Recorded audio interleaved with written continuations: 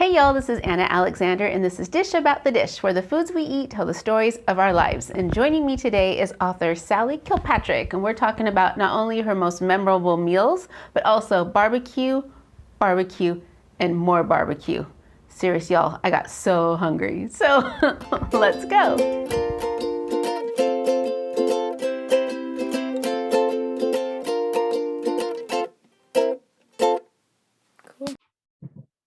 So I'm going to ask you what I ask everybody to start off with, which is, Sally, what are your most memorable meals for whatever reason? Gosh, I knew this question was coming, and yet I'm still not prepared. I think one of them is my grandmother's holiday meal, which means we had this for Thanksgiving, we had it for Christmas, and we were creatures of habit, and so this is what we had, period. Chicken and dressing, and green beans, and mashed potatoes, and fried country ham, and biscuits, because the dressing wasn't enough. You got to have the biscuits too. Mm-hmm. Fruit salad out of a can, not my favorite part, but nostalgically speaking, still on point with that meal. But man, chicken and dressing. I have a weird love for chicken and dressing, and she never put the onions in there. That was just for me. Imagine there was some onion powder and some garlic powder in there, or some, I think she did use the, what you call it? Now I can't remember, the stuffing mix in a bag instead of a box. And she would add her own cornbread and biscuits to it, but that still had a bit of a base. And I know she didn't add extra sage too, God love her. And she also didn't add celery, which is a fight that my mom and I we still kind of have a fight over the onions and the celery and the consistency. It's amazing in Southern cuisine how many, do you want it sloppy or do you want it done? And then there's the difference between done and dry. But anyway, that is one of my meals. That one is probably one that makes me the happiest. On the expensive end, I can think of, we went to Napa Rose in California, that's part of the Grand Californian. Oh my. And another, we have a steakhouse down here in Atlanta called Cielots, and that's become our spot for anniversaries and birthdays. And it's just, you never know what glorious new thing you're going to discover there, whether it's fingerling potatoes in fat, or they had this pork belly appetizer that had extra stuff on it, good steaks, of course. And we got to take our own wine. That was awesome. That's nice. That's always nice. We brought one of our nice Napa cabs. So Carmen Cook one of her most memorable was the Victoria Albert at Disney World. So I think it's funny that you mentioned the Napa Rose in the Grand Californian. And for her, it wasn't necessarily the food, what she ate, which was fabulous, but it was just the overall experience. That was great. My kids still talk about the waiter. I can't remember what kind of stovetop or what kind of stuffing we used for 100 years, but I can tell you our waiter that night was named Rodney. He was fabulous. I was just gonna say that I would be awfully remiss if I didn't say that one of my favorite meals ever is to pick up pulled pork from one of the barbecue places back home, because that did inspire the book that I have coming out. But I have an abiding love for pulled pork, shoulder. I like the lean portions. I know everybody's got their picks. I'm not that excited about bark. A lot of people are. Pulled pork comes it always came in the little red and white paper container, and then they'd wrap tinfoil around it, and oh gosh, the hot sauce that came with it, that's the best. So where do people find this pulled pork? Well, you could get, the best place to get it right now is to go down to Jack's Creek, which blink and you'll miss it, and they have Jack's Creek barbecue there. The closest I've come around here in Atlanta is there's a place called Sam's Barbecue One. And I actually took barbecue classes with him when I was doing research for the book. And if you're in the metro Atlanta area, or if you want to come to Atlanta and take the class and just stay in a hotel, it is more than worth it. He calls it Pork You. Nice. Let me tell you something. We started off the day with eggs and biscuits and gravy and pancakes and sausage. And from there, we proceeded to a mid-morning snack of smoked chicken wings. And then we learned how to make pulled pork barbecue and beef brisket. And then we had pulled pork and brisket for lunch, along with baked beans and macaroni and cheese, which was divine. And I learned that they put cream cheese in it, and that's part of the secret. Then, in case we were hungry, we had a pork loin, and he had taken, this time it really was stovetop stuffing and dried apricots, and made a stuffing for a pork loin. So like thin it out and wrap it up. And from there we went to spatchcock chicken and ribs. We learned about short ribs and baby back ribs, and I could not eat the next day. I had learned so much about cooking these things, but had eaten so much that I just kind of sat on the couch and thought of it fondly. So this was a class that they'd offer all the time to people? Well, it's run by Sam Huff, who owns Sam's Barbecue One, which is, if you're here in Georgia, that's where you want your pulled pork, and that's definitely where you want your brisket. That's some of the best brisket I've ever had, and I've been to Kansas City. So now, and in all fairness to all the Texans out there, I have not yet had brisket from Texas, so I will give you that.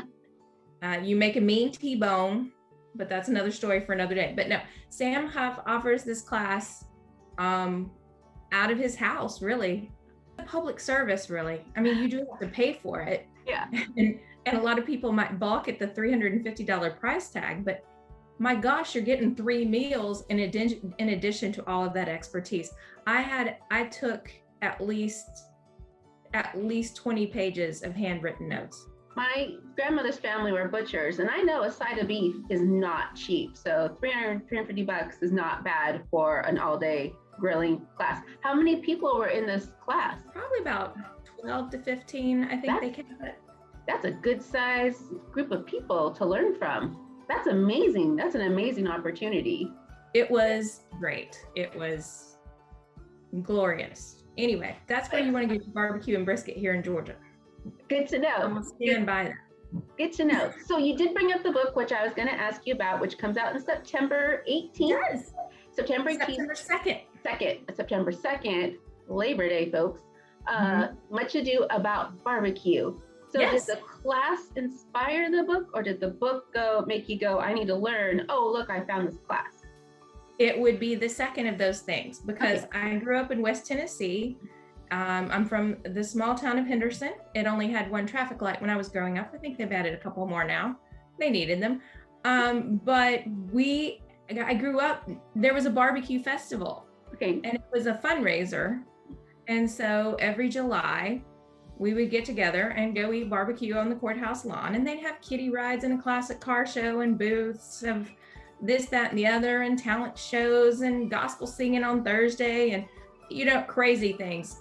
Among my favorite things, like the Miss Piggy lookalike contest and the hog calling contest and the tobacco spitting contest. So, and I hope you can't hear my cat. Can you hear my cat? Now I can, because you pointed it out. The velociraptor is about to enter the room. Anyway, so I grew up with barbecue was something we did quite frequently. I can remember going to Mifflin and getting barbecue from an outdoor pit, like think just cinder blocks, pig splayed on a pit, screening all around it. And then of course the festival, and that's kind of where I started. I'm like, because a lot of times I'll think of things that happened at home. Of course, there were difficulties because, you forget things. Like for me, you say barbecue, I immediately think pulled pork. Right. In a discussion. If you're from above the Mason-Dixon line, you probably think of barbecue as that thing you do on your patio. Yeah, no. If you're from Texas, you probably, no one invited you, Rocket. That's the best thing ever. Say hi. Say hi. Jeez. But no, if you're from Texas, then you might think that barbecue is beef. Or if you're from Kansas City, you probably think barbecue has to have a certain kind of sauce or whatever. But no, for us, it's pulled pork. And I had to address that through edits. Like there's this one scene, because it's a small town, right? And everybody, I felt like the fable of the old man and the boy and the donkey, you know, and everybody's like, why are you letting him ride the donkey? Why don't you carry the donkey? Whatever. Right. I'm trying to write this book, and they're like, but if it's a festival, why aren't there more booths? At one point, my editor asked about lobster rolls. I'm like thinking to myself, in West Tennessee, people think catfish is, you know, the bee's knees. Yeah. We're not gonna have lobster rolls. But since my festival, it's a small town, it obviously, I added the competition element. That's not, nobody does that at home, other than the fact that, you know, when you're in a small town, everybody picks their spot. Like, well, I go to so-and-so's barbecue, and I go to so-and-so's barbecue, and my place is better than yours. And it's just like, you want to talk about strong opinions. I know I was at a luncheon in South Carolina, and I expressed my strong opinion that barbecue should be pulled rather than chopped. Because if you chop it, I'm going to wonder what you're hiding. Oh, okay. Okay. The audience took umbrage with this. You caused a scandal. I did. I almost caused a scandal, and it was like a bookseller luncheon, and I was the main speaker. I learned a few things that day. And I when the pandemic's over, I want to go to North Carolina, because there's several spots where there is an art form to chopping the barbecue, which is one of the things I learned while I was researching this, and combining all of the different types of meat for the sandwich, including the skin, which is very crispy and tasty and whatnot. And I've lost my train of thought between this and the cat. You're doing good. You're doing good. So what's the one thing that surprised you most when doing research for this book and having had barbecue throughout your life in various stages? Well, I made the decision to have one of my characters. It's very loosely based on Much Ado About Nothing, very loosely. So like my heroine's name is Emma. I couldn't come up with some part of Beatrice that I really liked, so I named her Emma after Emma Thompson, who played Beatrice in one of the versions. That's the best version. Right? And then I have my main character's name Ben, short for Benedict. And then I have, instead of Hero and Claudio, I have Shiro and Claudia. Okay. So anyway, so obviously my two main characters are going to kind of be at each other's throats and they are. There is a incident when their fathers were coming home from Memphis in May, the huge barbecue contest, and they were in a car accident. And so the two of them have been kind of picking at each other all this time, very much like the play.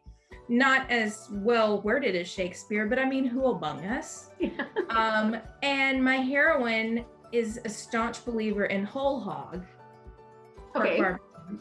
And my hero has gone to the smoker and uses just the pork shoulders. And so that was the most fascinating thing I learned in my research, was that there are not that many whole hog barbecue places around, because it takes a lot more time, it takes a lot more effort.